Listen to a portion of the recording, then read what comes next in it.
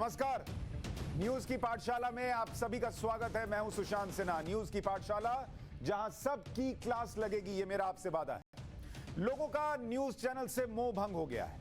News channel से सब अपना अपना हिसाब बताते हैं, चले जाते हैं, इसलिए लोग भी टूटते जा रहे हैं, कटते जा रहे हैं। पाठशाला इसलिए लगानी पड़ी ताकि खबर का हर चैप्टर खुले। जिनकी जवाबदेही है उनका रिपोर्ट कार्ड जो है वो बनाया जा सके, और नेताओं का वाइवा भी होगा, उनकी भी क्लास लगेगी। यहां आप खबरों को न सिर्फ देखेंगे बल्कि समझेंगे। खबरें दिखाकर तो सब निकल जाते हैं, किसी को समझ में आया नहीं आया उनको कोई फर्क नहीं पड़ता। यहां हर खबर की इतनी गहराई में आपको लेकर जाऊंगा कि आप जब न्यूज की पाठशाला से निकलेंगे तो इतनी गारंटी है कि इस खबर के मास्टर होंगे। और यह ऐसे नहीं कह रहा, कई कई घंटे की रिसर्च हमारी टीम करती है, कई किताबें पढ़ते हैं, रिसर्च करते हैं, खंगालते हैं, ग्राउंड पर बात करते हैं, तब एक रिपोर्ट आपके पास लेकर आते हैं। हर सवाल का जवाब आपके पास होगा हर खबर यहां देखने के बाद, ये मेरी गारंटी है। लेकिन आपको एक गारंटी देनी होगी कि पाठशाला में अटेंडेंस फुल रहेगी, रोज की रहेगी, और क्लास बंक नहीं करेंगे। तो आइए शुरू करते हैं आज की क्लास।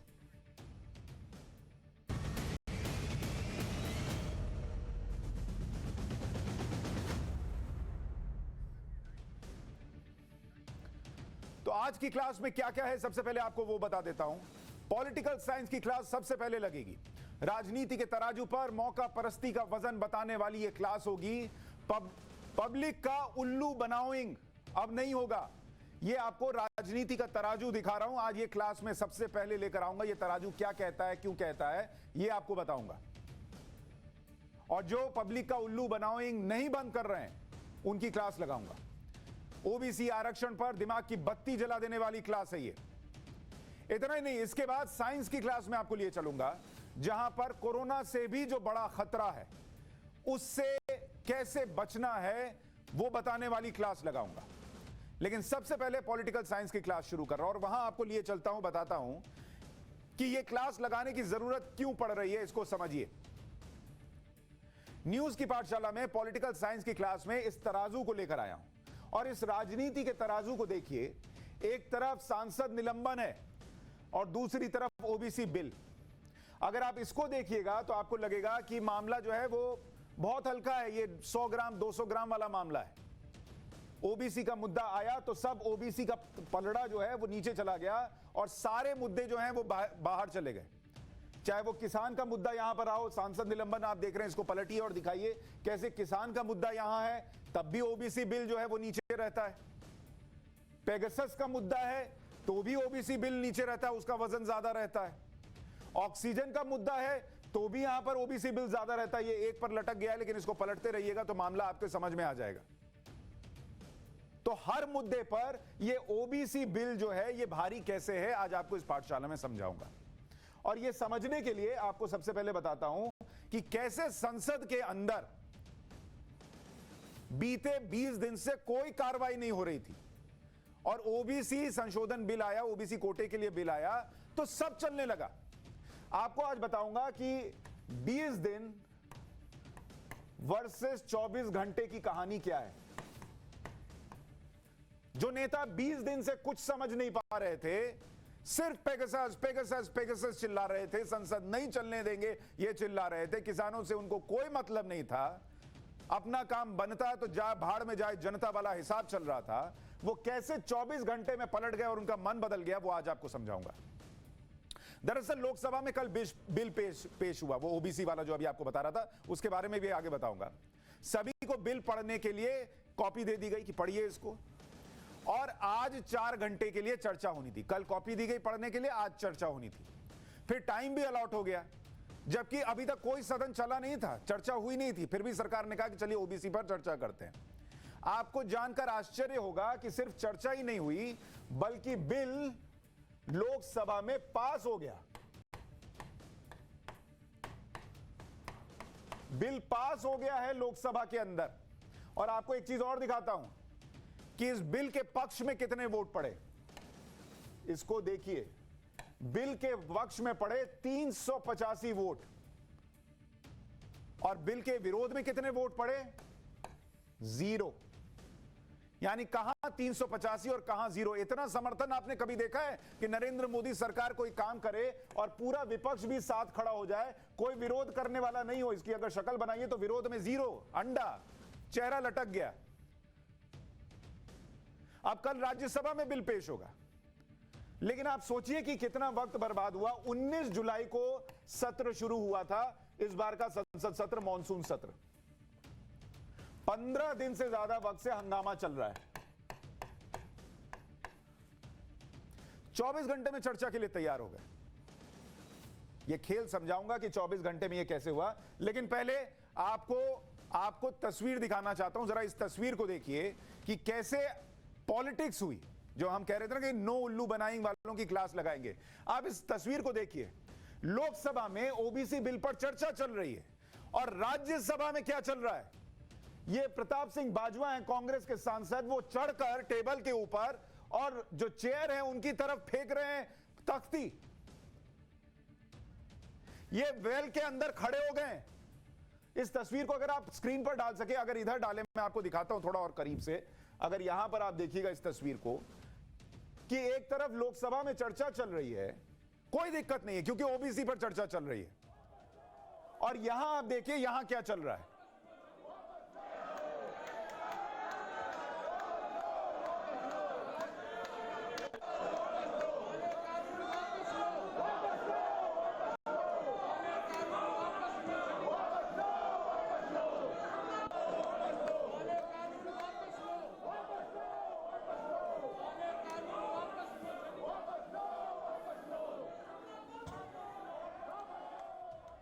अब आप सोचिए कि लोकसभा में काम हो और राज्यसभा में हंगामा हो, काम ना होने दिया जाए। इसके पीछे की कहानी क्या हो सकती है? इसके पीछे की एक ही कहानी है और वो शब्द है ओबीसी।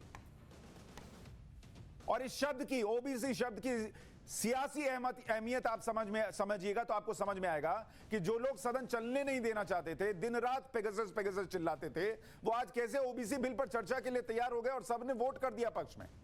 इसकी कहानी समझनी है तो आपको एक और नाम समझना होगा और वो नाम है नरेंद्र मोदी। सारी कहानी इस देश में नरेंद्र मोदी के आसपास आकर टिक जाती है। 2014 में नरेंद्र मोदी को 34% ओबीसी वोट पड़ा। 2014 की कहानी बता रहा हूं, जब नरेंद्र मोदी पहली बार प्रधानमंत्री बनकर आए। और अगर आप 2019 का चुनाव देखिएगा तो 2019 में यह बढ़कर 58% ओबीसी वोट हो गया। अब आप पूरी कहानी समझ जाइए कि ये ओबीसी जो वर्ड है, जो एंटिटी है, जिसके वोट की अहमियत कितनी ज्यादा है, वो पूरा खेल यहां हो जाता है कि 2014 में नरेंद्र मोदी को 34% ओबीसी का वोट चला गया और 2019 में बढ़कर 58% हो गया। और इसीलिए अभी ओबीसी के लिए हम कुछ कर सकते हैं, इसको लेने का, इसका क्रेडिट लेने की होड़ मच गई। अब किन किन राज्यों में चुनाव है, अगर आप उसको देखने जाइएगा, आपको दिखाता हूं कि किन किन राज्यों में चुनाव है। अगर आपको यहां पर अगर डाल सके, किन किन राज्यों में चुनाव है जहां पर ओबीसी वोट की अहमियत देखिए। अच्छा चलिए, नहीं है, इधर नहीं है, चलिए छोड़िए, मैं आपको यहां दिखाता हूं। गोवा में चुनाव होने हैं। गोवा में कितना है? 26% ओबीसी वोट है। ठीक है। मणिपुर में आप चले जाइए, मणिपुर में करीब 53%। इन राज्यों में अभी चुनाव होने हैं। पंजाब में चुनाव होना है, जहां आप देख रहे हैं कांग्रेस में सिद्धू और कैप्टन के बीच मारामारी चल रही है, वहां पर आप देखिएगा 16% वोट है OBC vote. Uttar Pradesh, UP में चुनाव है अभी, और यूपी में 54% ओबीसी की आबादी है। उत्तराखंड, यूके कर लीजिए इसको, यूके वो लंदन वाला मत समझिएगा, उत्तराखंड में 18% है ओबीसी आबादी। इसके बाद हिमाचल है। हिमाचल में देखिए कितना ओबीसी आबादी है और वो पड़ता है करीब 17%। गुजरात में चुनाव होने हैं, वहां पर 17%। तो ये जो शब्द मैं आपको ओबीसी वाला समझा रहा था, उसको आप समझिए कि पेगासस छोड़कर ओबीसी की बात क्यों होने लगी। क्योंकि नेताओं को यह दिखने लगा कि जहां जहां चुनाव होने हैं वहां पर इतना ओबीसी वोट बैंक है भाई। उनको यह वोट बैंक दिख रहा है, उनको और कुछ नहीं दिख रहा। किसानों की बात इसलिए नहीं हो रही क्योंकि किसान तो ऑलरेडी मुद्दा बना हुआ है। और वो इस मुद्दे को लेकर वोट नहीं कर रहा, वो बंगाल में देख चुके।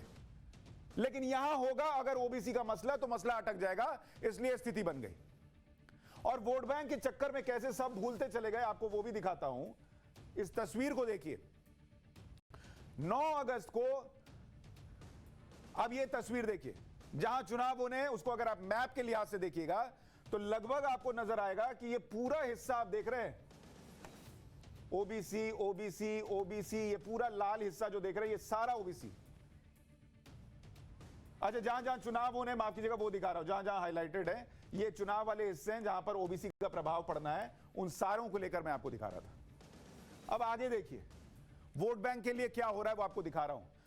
9 अगस्त को 20 मिनट में 3 बिल पास हो गए। Limited liability partnership bill, insurance and credit guarantee bill, constitution order bill.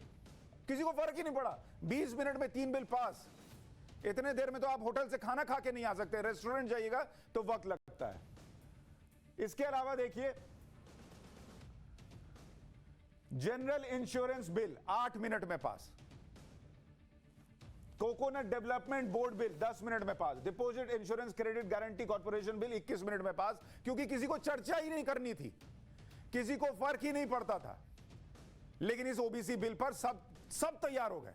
अब कुछ तो होगा इस बिल में, वो आपको समझाता हूं। ओबीसी का जो मायना है, सियासी मायना, वो तो समझा दिया, लेकिन इस बिल में क्या है वो भी आपको समझना चाहिए, ताकि आपको समझ में आए कि ये सब हो क्यों रहा है। दरअसल ओबीसी पर नया बिल जो आया, उसकी जरूरत क्यों पड़ी, आपको यह समझना चाहिए। 127वां संविधान संशोधन बिल है ये, 127वां। और ऐसे बिल दो ओबीसी लिस्ट बनाने में राज्यों का अधिकार बहाल करता है। यानी ऐसे जो बिल हैं संविधान संशोधन वाले, तो वो 2/3 बहुमत से पास होते, वो भी हो गया। सुप्रीम कोर्ट का 5 मई का आदेश है। जरूरत क्यों है अब आपको वो समझा रहा हूं। सुप्रीम कोर्ट का 5 मई का आदेश आया और उसमें यह कहा गया कि राज्यों को अलग लिस्ट के अधिकार नहीं है, क्योंकि वो मराठा कोटा पर चर्चा चल रही थी। तो सुप्रीम कोर्ट ने कहा कि ऑलरेडी 50% आप आरक्षण दे रहे हैं, अब इससे ज्यादा क्या दीजिएगा, राज्य खुद से नहीं दे सकते। 102वें संविधान संशोधन बिल का हवाला दिया गया और कहा गया कि आप उसमें जो संशोधन हुआ उसके हिसाब से राज्य नहीं कर सकते। इस फैसले से मराठों का ओबीसी आरक्षण पर रोक लगा दी गई थी। केंद्र सरकार ने सुप्रीम कोर्ट के फैसले पर पुनर्विचार याचिका डाली, लेकिन याचिका खारिज हो गई। 2018 में ओबीसी पर संविधान संशोधन बिल आया था। उसमें क्या हुआ, उसमें राष्ट्रीय पिछड़ा वर्ग आयोग को संवैधानिक दर्जा दिया गया। अनुच्छेद 338 बी, 342 ए, 366 26 सी इसमें जोड़ दिए गए और इसमें सेंट्रल लिस्ट पर केंद्र को, अच्छा थोड़ा सा आपको क्लास में कई लोगों को दिक्कत आ रही है, ये थोड़ा नीचे कीजिए। इसमें केंद्र को शक्तियां मिल गई कि पिछड़ी जातियों की पहचान की शक्तियां अब इस केंद्र के पास है। इसे सुप्रीम कोर्ट में सुनवाई में आधार बनाया गया और ओबीसी लिस्ट तैयार करने का अधिकार सिर्फ केंद्र का माना गया है, यह कह दिया गया। लेकिन इसी से केंद्र सरकार पर सवाल उठने लगे। विपक्ष आरोप लगाने लगा कि संघीय ढांचे में केंद्र क्यों तय करेगा कि हमारे राज्य में कौन सा ओबीसी जाति जो है वो ओबीसी लिस्ट में आएगी, आप राज्यों का अधिकार छीन रहे हैं। इसलिए संविधान संशोधन बिल लाया गया कि राज्यों के अधिकार को स्पष्ट किया गया कि अब आप बना लीजिए भैया, तुम बना लो, लिस्ट रखो, अपने लिस्ट में जिसको डालना है डालो, मेरी सिरदर्दी हटाओ। अभी अलग अलग लिस्ट होती थी, लेकिन अब जो है 2018 के संशोधन से राज्यों का अधिकार चला गया था। वो अब जो है वो अब लिस्ट नहीं होगी। केंद्र और राज्यों की अलग अलग लिस्ट होती थी, वो अब खत्म हो जाएगी। अब राज्य जो है वो अपने हिसाब से बना पाएंगे। अब इसमें एक और बड़ी चीज आपको बताना चाहता हूं कि ओबीसी लिस्ट में फेरबदल जो है वो आयोग कर सकता है, ये आपको बता रहा था मैं। और नई जातियां जो हैं वो अब राज्य जोड़ सकेगा।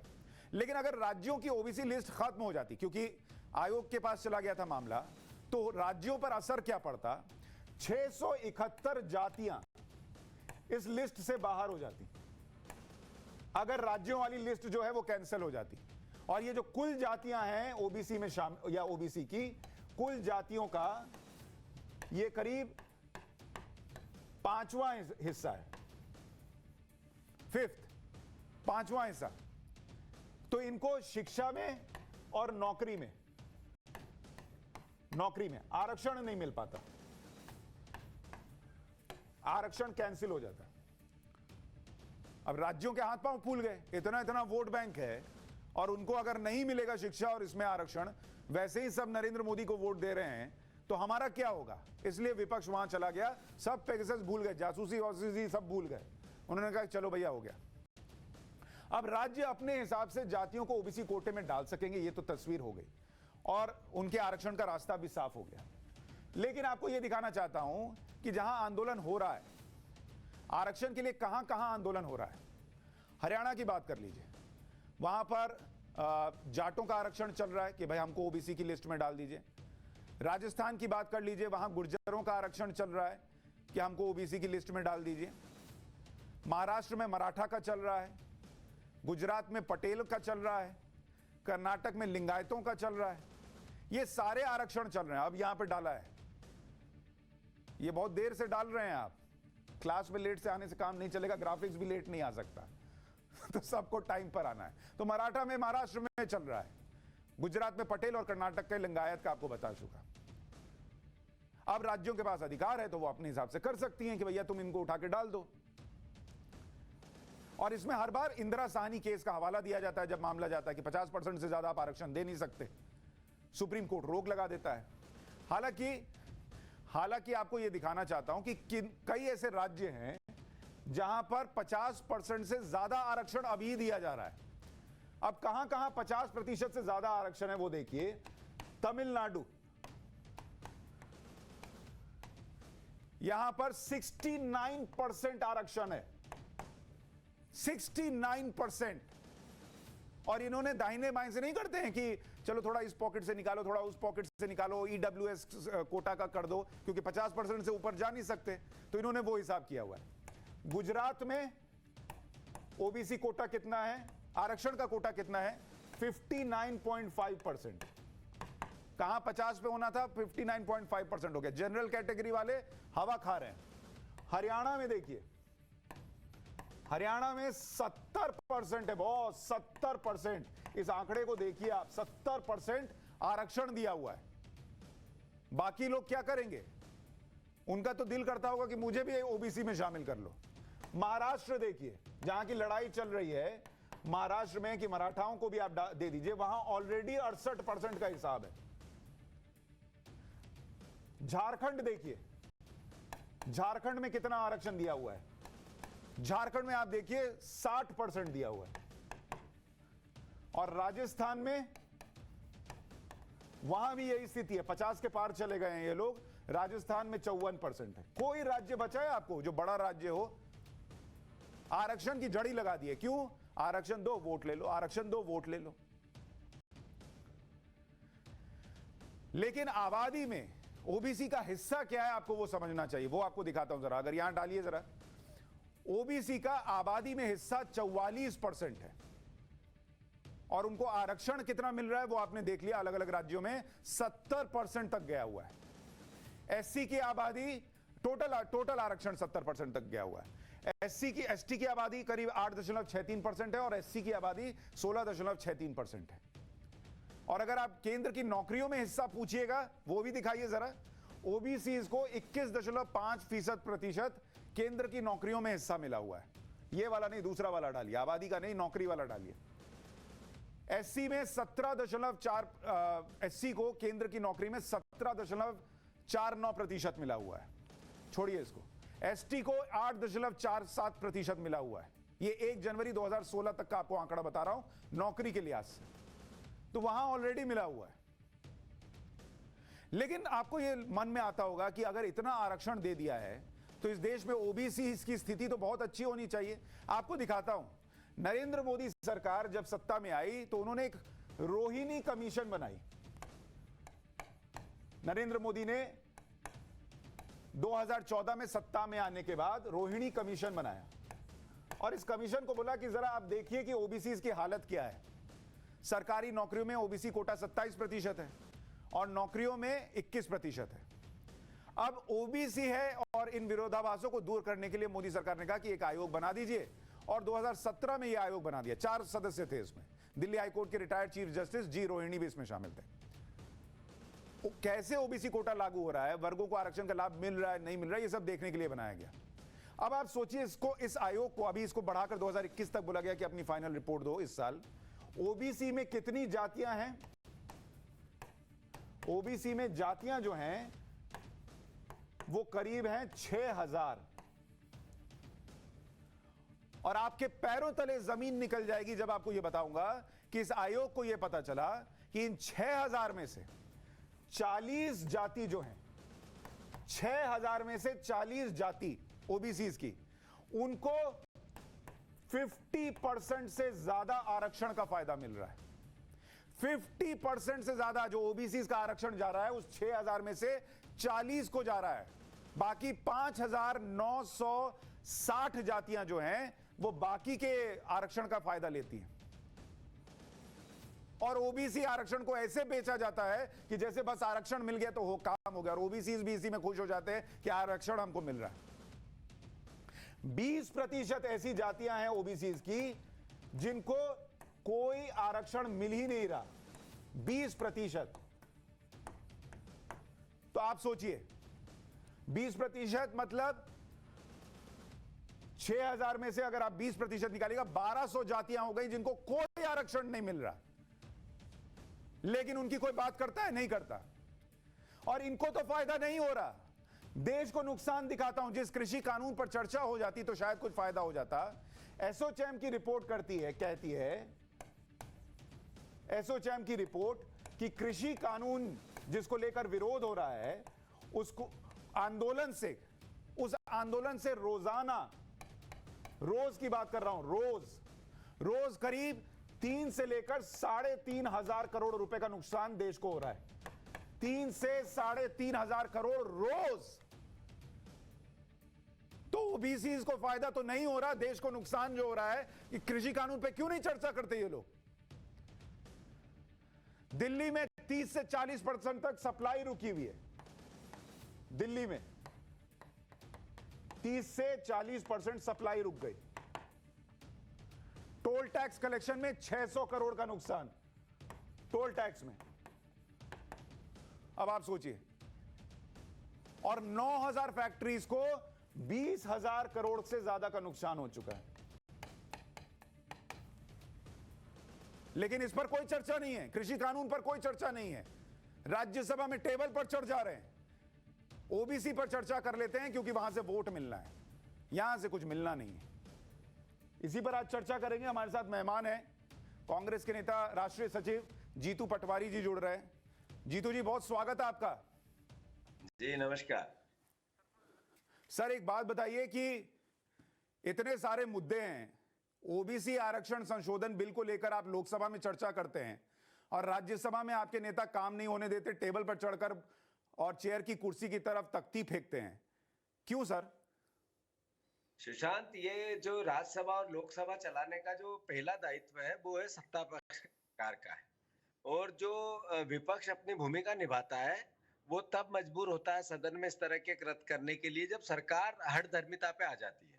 तो ये कहना कि आपके नेता राज्यसभा नहीं चलाने देते और ओबीसी के आरक्षण पर यहाँ लोकसभा में बहस करते हैं, मैं इसमें डिबेट में भाग लेते हैं, ये मैं मानता हूं कि एक ऐसा मुद्दा होता है सामाजिक न्याय का जो आर्थिक रूप से, सामाजिक रूप से हर तरीके से समाज में एक समरसता लाए, एक तरह से एक इक्वलिटी लाए। तो इस पर अगर अपनी बात कोई पार्टी, कोई विचार या कोई राजनीतिक दल या एक चुना हुआ जनप्रतिनिधि रखता है तो इसमें गुरेज क्या हो सकती है, क्या बुराई हो सकती है? सर, मेरा तर्क इतना है कि एक तो कोई भी स्थिति हो जाए, सत्ता पक्ष अगर बिल्कुल ही गलत हो जाए तो भी कहीं से यह व्यवहार नहीं हो सकता कि आप राज्यसभा में टेबल पर चढ़कर प्रदर्शन करें। जीतू पटवारी जी, आप भी इसको सही नहीं ठहराएंगे, मुझे नहीं लगता कि यह सही आप कहेंगे इसको। नहीं, विषय ये नहीं है। राज्यसभा का पूरा घटनाक्रम तो आज का मुझे पता नहीं, मैं सुबह मैं आपको तस्वीर दिखा रहा हूं सर। आप मुझे बताइए ना, आपके घर में भी तो 10 विरोध होते होंगे, कोई आपके घर में डाइनिंग टेबल पे चढ़ के प्रदर्शन करता है? ये जहां तक प्रश्न है ये मेरे नॉलेज में नहीं है, पर ये बात जरूर है। अगर टेबल पर चढ़े हैं सर, मान लीजिए आपने विजुअल नहीं देखे, मैं आपको बता रहा हूं, मेरे सामने विजुअल है, प्रताप सिंह बाजवा टेबल पर चढ़कर तख्ती फेंक रहे हैं। ये तस्वीर अगर है तो गलत है कि नहीं है जीतू पटवारी साहब? ईमानदारी से बोलिए। नहीं, लोकतंत्र में लोकसभा और राज्यसभा का जो व्यवहार होता है, सदस्यों का जो व्यवहार होता है होना चाहिए। किसी भी दुनिया में इस तरीके का कृत्य पर सवाल ये है सुशांत जी कि एक सरकार कितनी हठधर्मी होगी यार। ये तो आप लोगों को टीवी और टेलीविजन को भी सर आत्मसात करना सर चाहिए। मैं तो आज ही एक मैंने डिबेट किया है, आज ही एक मैंने प्रधान डिबेट किया है कि अगर पेगासस का मुद्दा है तो उसको, अगर विपक्ष गलत भी बोल रहा है तो सदन में ले आइए और उसमें चर्चा करके एक्सपोज कर दीजिए अगर वो गलत है तो। लेकिन मैं आपसे दूसरी चीज पूछ रहा हूं सर, कि अगर पेगासस का मुद्दा इतना बड़ा है कि आप 20 दिन से सदन नहीं चलने दे रहे हैं तो कैसे ओबीसी पर चल जाता है सर? आप राज्यसभा में कल ओबीसी का बिल आना है सर, आप में है या किसी पार्टी में है हिम्मत कि वहां पर इसी तरीके से टेबल पर चढ़कर प्रदर्शन करे और ओबीसी का बिल पास ना होने दे संशोधन को? नहीं, मुद्दे कई सरकार के और विपक्ष के एक होते हैं। मुद्दे देश के समरसता के साथ होते हैं। उसमें अगर सरकार का विपक्ष साथ भी देता है तो कोई इसमें किसी को आपत्ति सर होती है कृषि क्या? कानून मुद्दा नहीं है आपके लिए सर? जीतू पटवारी जी, कृषि कानून मुद्दा नहीं है? नहीं तो इसीलिए तो हम डिबेट की मांग करते हैं। तो वो तो कह रहे हैं सर, राज्यसभा में आज स्पीकर ने कहा सर, राज्यसभा में चेयर ने कहा कि कृषि कानून पर चर्चा कर लीजिए, तो ये हुआ है टेबल पर चढ़कर। मैं आपसे अनुरोध ये कर रहा हूं सुशांत जी कि जहां तक कृषि कानून के चर्चा का सवाल की बात है, इन्होंने आनन फानन कोविड काल में पहले तो कानून लेके ही कैसे आए, इससे ही सरकार की नीयत का पता चलता है। और जहां तक पता चलने का और कानून के पे डिबेट की बात है, कांग्रेस पार्टी ने तो हमेशा से कहा कि हाँ डिबेट होनी चाहिए। बताए प्रधानमंत्री काले कानून समाप्त करके कि ये क्यों लाए गए, किस क्या इससे लाभ होंगे, प्रैक्टिकल क्या बातें होगी, केवल जिद है। तो मैं मानता हूं कि जीतू इतने भाई, बड़े जीतू भाई, देश में आप देखिए ईमानदार आदमी है, मैं आपसे एक बात पूछता हूं। जीतू भाई ईमानदारी से बताइए, आप जैसे आज ओबीसी बिल पर आप सब अपनी सीट पर बैठे, आपने कहा कि इस पर चर्चा करते हैं, 385 वोट पड़े, एक विरोध में नहीं पड़ा। वैसे ही अगर किसानों की चिंता है तो सीट पर बैठकर चर्चा कीजिए, आप क्यों सदन छोड़कर चले जाते हैं? सुशांत, ये एक दिन की घटना है। ये सरकार जो है, इन्होंने 8-9 महीने से किसान रोड पे बैठे हैं, 12 मीटिंगें उनसे की, आज तक कोई मीटिंग का सॉल्यूशन निकला? सरकार अपनी हठधर्मिता पे कितनी अडिग है। ये प्रधानमंत्री का कर्तव्य नहीं है कि इस देश का अन्नदाता, जो इस देश का 70% भाग में अभी कोविड में इतनी महामारी आई, फ्री का अनाज बांट रहे पूरे देश को, इन्हीं किसानों ने तो उगाया, तभी तो बांट रहे। तो ये बातें मेरा जीतू पटवारी जी, मेरा सवाल ये है, अच्छा मुझे एक बात बताइए जीतू भाई, एक बात सुन लीजिए, बस मेरी एक बात सुन लीजिए, मेरी एक बात सुन लीजिए, मैं सोल्यूशन चाह रहा हूं सर। पूरे सवाल के उत्तर अच्छा होने बोलिए, चाहिए। बोलिए, आप बोलिए, तो ये ठीक बात नहीं है। बोलिए बोलिए। आप एक जाने माने एंकर है, मैं व्यक्तिगत रूप से आपका बड़ा आदर करता हूं, पर ये सवाल पूरे और उत्तर पूरे हो तो मुझे मेरे मेरे समझ से ठीक बनता है। मेरा आपसे अनुरोध है कि आपसे मेरा सवाल है, आपको मैं रोज देखता हूं टेलीविजन पे, आप एक सरकार को किस तरीके की हठधर्मिता और अहंकार हो सकता है? किसान आंदोलन और किसानों की समस्या और 3 काले कानून में आपने पूरे देश में, दुनिया में ऐसा नहीं हुआ, वैसा हमारे देश में हो रहा है। तो इस पर भी तो सवाल आपके बनते नहीं बनते? जीतू भाई, एक सवाल मेरा, एक आपसे ईमानदारी से पूछ रहा हूं, अगर आप लोग, कांग्रेस के लोग, विपक्ष के लोग लोकसभा में बैठ जाएंगे कि जब तक किसान बिल पर चर्चा नहीं होगी, कृषि कानून पर चर्चा नहीं होगी, हम बाहर नहीं जाएंगे, क्या यह संभव है कि सरकार चर्चा ना कराए? मैं ऐसा उदाहरण पिछली बार विधानसभा मध्य प्रदेश का पिछले 5 साल मेरा जब मैं एमएलए था, क्या था कि हम 5 दिन बैठ गए थे, पर ये भारतीय जनता पार्टी के अहंकारी लोग, अहंकारी सरकार। अच्छा जीतू भाई, मैं माफी के साथ आपको रोक रहा हूं, मुझे बस 30 सेकंड दीजिए, हेडलाइंस लेनी है, मैं फिर आपके पास आ रहा हूं। जीतू पटवारी जी हमारे साथ बने हुए हैं। जीतू भाई, माफी, आपको रोकना पड़ा था, हेडलाइन लेनी पड़ी। एक चीज बताइए आखिर में, आप कह रहे हैं सरकार हठधर्मी है, वो चर्चा नहीं चाहती, कल राज्यसभा में ओबीसी बिल आएगा, सरकार की हठधर्मिता फिर खत्म हो जाएगी, आप लोग वहां फिर चर्चा करेंगे और फिर उसके बाद फिर नहीं चलने देंगे? नहीं, विषय ये है सुशांत कि कुछ, मैंने जैसा शुरुआत में कहा कि कुछ हैं जो ये सामाजिक न्याय है। मैं मानता हूं कि अगर शासन प्रशासन के साथ विपक्ष खड़ा हुआ तो इसको तो आप पॉजिटिव लें। आपने पेगासस इतना बड़ा पूरी दुनिया में, जिसमें भारत देश का नाम बदनाम हुआ कि एक सरकार जासूसी करवाती है, आप इस पर क्या, आपकी अगर आरोप लगाने वाला विपक्ष या मांग करने वाला विपक्ष गलत या सही है तो डिबेट के साथ होना, जांच के साथ होना, इसमें क्या दिक्कत है? जो किसान आंदोलन की बात है, मेरे देश के प्रधानमंत्री, इन्होंने ही तो चुना है देश के प्रधानमंत्री को, तो वो कहें कि ये तीनों कानून रद्द करके लो, चर्चा करके फिर हम लाना चाहते हैं, ये संशोधन है, ये संशोधन है, क्या जाता है? क्यों कोरोना काल में इस तरह की बातें करते हैं? कौन सा मुद्दा ऐसा है महंगाई को लेकर ये सरकार क्यों चर्चा नहीं करना चाहती? पेट्रोल डीजल की मांग को लेकर क्यों बातें नहीं करना चाहती? केवल एक ही बात कि हमने जो कहा वो सब सही है और लोगों ने मुझे चुना इसलिए मैं हिटलर हूं। तो ये तो नहीं चल सकता ना इस लोकतंत्र में और भारत जैसे देश में। तो मैं मानता हूं कि ये भी शिक्षा हमारे को विपक्ष को भारतीय जनता पार्टी नहीं दी कि सत्र नहीं चले। इसमें सुषमा स्वराज और अरुण जेटली एक लाइन लिख के गए हैं, ऊपर गए उससे पहले उसी का तो अनुसरण कर रहा है आज का विपक्ष।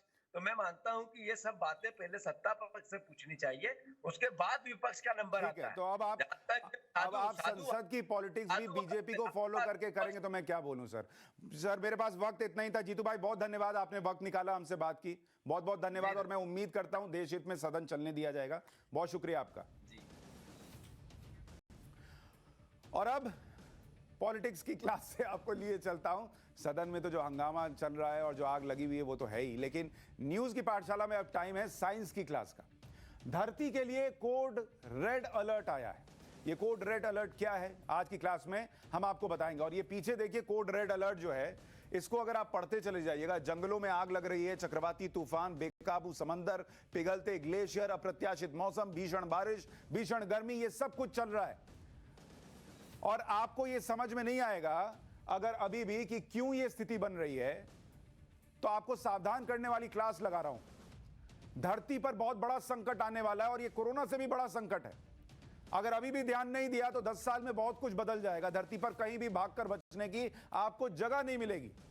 इसलिए इस कोड रेड अलर्ट को बहुत ध्यान से सुनिए और समझिए। और अगर आपको इससे भी नहीं समझ में आ रहा तो तस्वीरें दिखाता हूं। कुवैत की तस्वीर आपको सबसे पहले दिखाता हूं। वो तस्वीर जरा फुल फ्रेम डालिए और दर्शकों को दिखाइए। ये जो भयंकर आग लगी हुई है इसको फुल फ्रेम डालकर दिखाइए।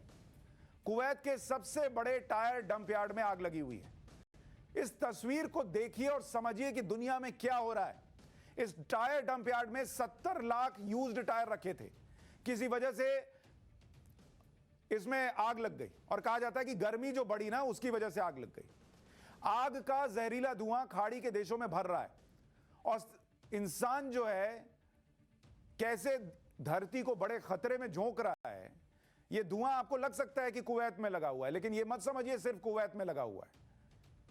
जल हम सब रहे हैं। खतरा कितना बड़ा है आपको एक रिपोर्ट के जरिए समझाता हूं कि सावधान करने के लिए यह रिपोर्ट कैसे आपको देखनी चाहिए।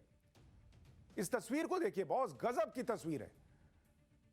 इसको भी नहीं देखकर चेत सकते हैं, जाग सकते हैं तो भगवान मालिक है। क्लाइमेट चेंज पर यूनाइटेड नेशन की एक संस्था है आईपीसीसी, यानी inter governmental panel on climate change. इसने एक रिपोर्ट रखी और अगले 10 साल में कितना बड़ा खतरा आने वाला है वो बताया है। अब आप इस तस्वीर को देखिए। 2040 का टारगेट क्या रखा गया। औसत बढ़ोतरी तापमान में कितनी हो जाएगी? 1.5 डिग्री। और 1.5 डिग्री से ज्यादा नहीं बढ़ने देंगे, ये टारगेट रखा है। और 2030 में अनुमान है कि 1.5 डिग्री से ज्यादा नहीं बढ़ जाएगी। ये धरती का तापमान बढ़ने की बात है, लेकिन ये सब हाथ से फिसलता जा रहा है।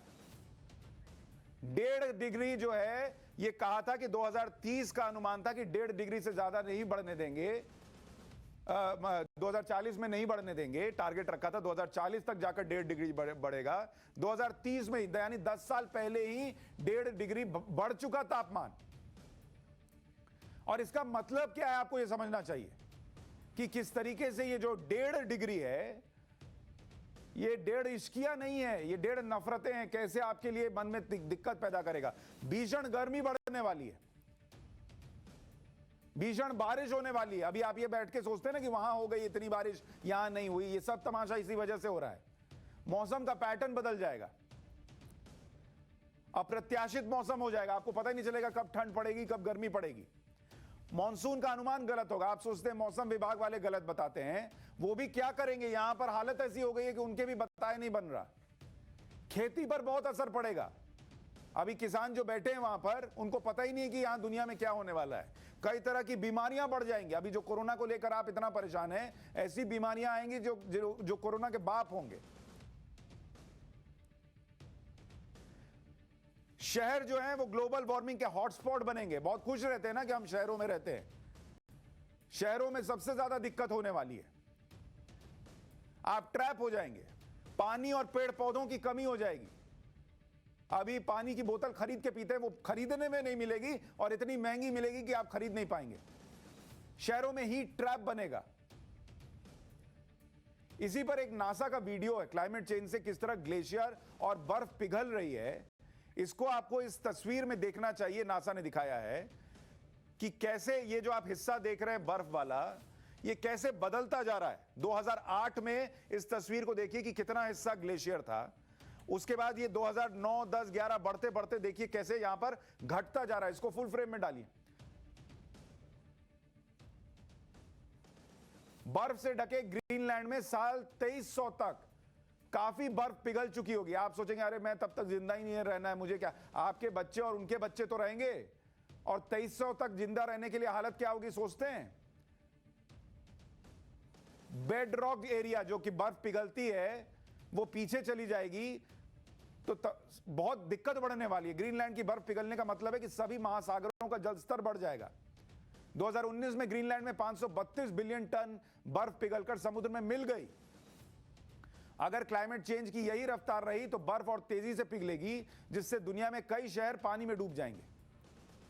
यह तस्वीर देखकर भी नहीं समझ में आता, कुवैत की तस्वीर देखकर भी नहीं समझ में आता, तो भगवान मालिक है भाई। और अभी से इसका असर दिख रहा है। आपको उदाहरण के साथ बताता हूं, यहां डालिए जरा, कि ग्रीस में 30 साल की सबसे भीषण गर्मी पड़ी है। आपको दिखाता हूं ग्रीस में क्या हुआ है। जो लोग सोच रहे कि अरे 2300 में बहुत वक्त है, अभी ही आपको समझ में आ जाएगा कि क्या स्थिति बनी है। यह ग्रीस की तस्वीर है। ऐसे इसमें आग लगी। आप सोचिए, ये पूरा तमाशा देखिए कैसे आग लगी हुई है भीषण गर्मी की वजह से। 30 साल की सबसे भयंकर आग थी। जंगल जलकर खाक हो गए, हजारों लोग बेघर हो गए इसी क्लाइमेट चेंज की वजह से, जिस पर हमारा आपका ध्यान नहीं है। अब आपको दिखाता हूं अगला, इटली की तस्वीर देखिए। ये अमिताभ बच्चन जो वो वेनिस में बोट चला चलाकर गाना गा रहे थे, वो तो अच्छा लगता है, लेकिन बारिश ऐसी हुई कि टूरिस्ट प्लेस में बाढ़ आ गई। ये लोग जो हैं पानी में खड़े हैं, एक दूसरे से गले मिल रहे हैं, फोटो खिंचवा रहे हैं। इन लोगों को आदत नहीं है। यहां मुंबई और यहां आ जाएंगे इंडिया में तो यहां घुटने घुटने पर पानी मिलेगा, लेकिन वहां पेरिस में नहीं होता था। अब हो रहा है कि इतना पानी भर गया है। अब आपको दिखाता हूं इसकी एक और तस्वीर, कनाडा की तस्वीर देखिए। ये कनाडा में जुलाई की तस्वीर है। जुलाई में कनाडा में बेमौसम गर्मी पड़ी 50 डिग्री के आसपास। ये लोग जो शर्ट खोल खोल के घूम रहे हैं, इनको कोई शौक नहीं है। ये लोग वैसे होते थे कि जैकेट गोड़ पहन के घूमते थे। यहां घर में फोन करके अब बोल रहे हैं जो लोग कनाडा जाते हैं उनको कि भैया हमारे लिए बरमूडा ला दो, हाफ पैंट ला दो, जिनको इनकी जरूरत नहीं पड़ती थी। इतनी गर्मी पड़ी क्योंकि आदत नहीं है। 700 से ज्यादा लोग मर गए। और जबकि कनाडा जो है वो अपनी ठंड के लिए जाना जाता है। तो ये दुनिया में हो रहा है, लेकिन भारत पर क्या असर पड़ेगा यह भी तो बहुत इंपॉर्टेंट है समझना। आपको एक छोटा सा ब्रेक ले रहा हूं, बस यूं गया और यूं आया। ब्रेक के उस पर आपको भारत पर इस हीट वेव का क्या असर पड़ेगा, इस क्लाइमेट चेंज का क्या असर पड़ेगा, रेड अलर्ट भारत के लिए कैसे है, ब्रेक के उस पर।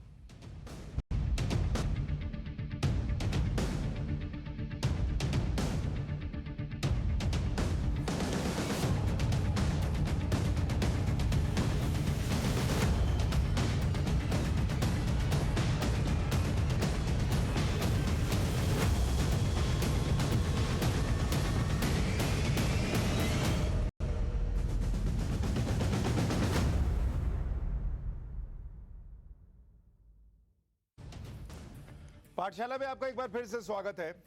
और हम बात कर रहे थे ब्रेक पर जाने से पहले कि कैसे क्लाइमेट चेंज हो रहा है, मौसम बदल रहा है, पर्यावरण बदल रहा है और हम नहीं बदल रहे हैं। ये दिक्कत की बात है। दुनिया पर क्या असर पड़ रहा है आपको दिखाया, भारत पर इसका क्या असर पड़ेगा वो आपको दिखाता हूं। भारत में हीट वेव बढ़ेगी। इस गफलत में मत रहिएगा कि मेरा तो एसी चलाकर काम चल जाएगा। इतनी बढ़ेगी कि एसी चलाने से भी मामला सुलझेगा नहीं। जंगलों में आग की घटनाएं बढ़ती चली जाएंगी, ग्लेशियर पिघलने शुरू हो जाएंगे और पहाड़ों के लिए तबाही आएगी। जो पहाड़ पर रहते हैं ना, अभी आप चले जाते हैं कि चलिए जरा शिमला घुमाएं, मनाली घुमाएं, वहां तबाही मचेगी और आप यहां बैठकर देख रहे होंगे, कुछ कर नहीं पाएंगे। बादल फटने की घटनाएं बढ़ने लगेंगी, समुद्र का जलस्तर बढ़ने लगेगा, चक्रवाती तूफान बढ़ने लगेंगे। अभी आप देखते हैं ना कि तूफान आया और उसको यहां से वहां शिफ्ट कर दिया सरकार ने। वैसी चीजें और होंगी। भीषण बारिश और बाढ़ का खतरा बढ़ेगा। अभी तो आप न्यूज में देखते हैं कि वहां इतनी बारिश आ गई, घर डूब गए, सब डूब गया। आपको लगता है मेरा क्या है, मेरे साथ तो कुछ नहीं हो रहा, सबके साथ होने लगेगा। दक्षिण भारत में 40% ज्यादा बारिश होगी। सूखाग्रस्त इलाकों में बाढ़ आ जाएगी। जहां सूखा पड़ता है वहां बाढ़ आएगी, तो सोचिए जहां बाढ़ आती है वहां क्या होगा। ये सब आपको समझा रहा हूं ताकि जागिए।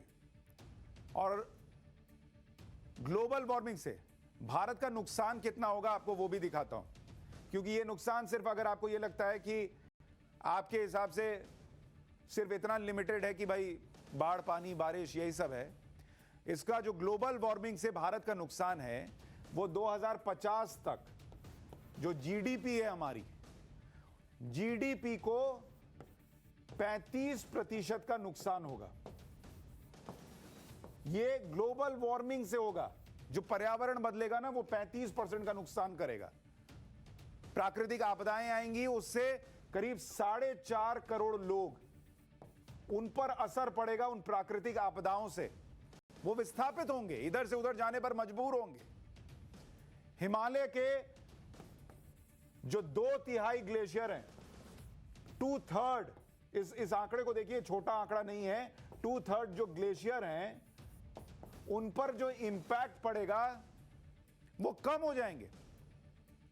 और अगर आपको लगता है इससे हमको क्या, हम तो हिमालय के पास नहीं रहते, 24 करोड़ लोगों पर असर पड़ेगा अगर हिमालय के ग्लेशियर कम होते हैं तो। भारत के 75% जो जिले हैं, 75% जिले, उन पर असर पड़ेगा क्लाइमेट चेंज का। खतरा है वहां पर। करीब 63 करोड़ आबादी जो है वो इन जिलों में रहती है जिन पर असर की बात कर रहा हूं क्लाइमेट चेंज का। 63 करोड़ आबादी। वहां एक्सट्रीम फ्लडिंग की घटनाएं होंगी, जबरदस्त बाढ़ आएगी। पिछले 15 साल में बाढ़ से भारत में 5000 लोग मारे जा चुके हैं। 15 साल में 7 करोड़ लोग विस्थापित हो गए। मध्य प्रदेश और महाराष्ट्र में इस बार भयानक बाढ़ आई हुई है, लेकिन हम जागने का नाम नहीं ले रहे। रिपोर्ट तैयार कैसे की गई क्लाइमेट चेंज पर? सबसे बड़ी रिपोर्ट, 66 देशों के 234 साइंटिस्ट इसमें शामिल हुए, 66 देश के, और 14,000 साइंस पेपर तैयार किया गया। 3,000 पन्नों की रिपोर्ट तैयार की गई और तब जाकर यह सब सामने आया। हल्के में इसको मत लीजिए, कोई ऐसी वैसी रिपोर्ट नहीं बता रहा हूं आपको। कैसे विकसित देशों पर ग्लोबल वार्मिंग को कम करने की ज्यादा जिम्मेदारी है, आपको यह भी समझना चाहिए। एक औसत भारतीय जो है, ये बड़ा इंटरेस्टिंग डेटा है, इसको समझिए। एक औसत भारतीय, एक भारतीय जो है वो अपने पूरे जीवन काल की अगर उसकी बात करूं, करीब 127 मीट्रिक टन कार्बन का उत्सर्जन करता है। कार्बन उत्सर्जन, ये आपको बता रहा हूं, एक औसत भारतीय का 127 मीट्रिक टन। और दुनिया में एक औसत व्यक्ति की बात करूं, दुनिया के लिहाज से यह आंकड़ा कितना बैठता है? 347 मीट्रिक टन कार्बन उत्सर्जन। तो हम भारत दुनिया के मुकाबले अभी भी कम है, और तब खतरा इतना है। और अगर यही आप अमेरिका को देख लीजिए, यूनाइटेड स्टेट्स ऑफ अमेरिका, लोगों को बड़ा शौक लगता है कि अमेरिका चले जाए, 1276 मीट्रिक टन करता है अमेरिका कार्बन उत्सर्जन, एक आदमी अमेरिका का। तो ये इस दुनिया में चल रहा है। हमको क्या करना चाहिए जल्दी जल्दी बता देता हूं। गाड़ियों से कम ट्रैवल कीजिए, साइकिल ज्यादा चलाइए, ये आप काम कर सकते हैं। इसके अलावा अगर आपको बताऊं, छोड़िए इसको, इससे ज्यादा आपको बताऊं कि पब्लिक ट्रांसपोर्ट का इस्तेमाल कीजिए, एनर्जी की बचत कीजिए, घर में जो होम अप्लायंसेज हैं उसका इस्तेमाल कम कीजिए, बिजली बचाइए, रीयूज और रिसाइकल की आदत डालिए, सीजनल फूड ज्यादा खाइए, ज्यादा पैकिंग वाले प्रोसेस्ड फूड मत खाइए, अपने आसपास ज्यादा से ज्यादा पेड़ लगाइए, क्लीन एनर्जी का इस्तेमाल कीजिए, ये सारे काम कीजिए, तब जाकर स्थिति सुधरेगी। Wind energy, solar panel, electric vehicles, इनका इस्तेमाल कीजिए। फ्लाइट में यात्रा कम करिए, कोशिश कीजिए, क्योंकि अब जहां फ्लाइट से ही जा सकते हैं उसका क्या कर सकते हैं। तो ये रेड अलर्ट सबके लिए है, कोई ये ना सोचे कि मेरे लिए नहीं है, ये आपको ध्यान में डाल दूं। पाठशाला में आज के लिए इतना ही। इस क्लास को न सिर्फ समझिए, सीखिए, बल्कि आत्मसात भी कीजिए, तभी दुनिया बचेगी। #न्यूज की पाठशाला पर ट्विटर पर अपने कमेंट जरूर दीजिए। किस विषय पर आप चाहते हैं कि क्लास लगाऊं वो भी बताइए। नमस्कार।